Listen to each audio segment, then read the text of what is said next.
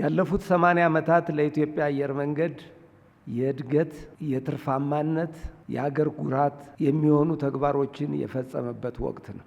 እነዚህ 80 ዓመታት አየር መንገዱ ከአንድ በረራ የመጀመሪያዋን በረራ ከአዲስ አበባ ተነስቶ በአስመራ በኩል ወደ ካይሮ በማድረግ በዲሲ-3 አውሮፕላኖች ዛሬ አገልግሎት ላይ በሌሉ በጣም እጅግ ኋላ ቀር በሆኑ አውሮፕላኖች በረራ የጀመረ ሲሆን ባለፉት 80 ዓመታት ግን የበረራ አድማሱን በ5 አህጉራት በማስፋፋት ሲያድግ የቆየበት ዘመን ነው። ኢትዮጵያ አየር መንገድ ዛሬም ትልቅ ራዕይ ሰንቋል። ሁልጊዜም የ15 ዓመት የረጅም ጊዜ እቅድ ይዘን ስለሆነ የምንንቀሳቀሰው ራዕይ 2040 የሚል ወጥነናል። በዚህ ራዕይ ውስጥ የኢትዮጵያ አየር መንገድን በዓለም አቀፍ ደረጃ አሁን ስለ አፍሪካ የምናወራበት ጊዜ አይደለም፣ በዓለም አቀፍ ደረጃ ትልቁ ተወዳዳሪ አየር መንገድ ለማድረግ አልመናል። ይህ ስንል በ2030 በ2035 በ2040 የት እንደርሳለን የሚል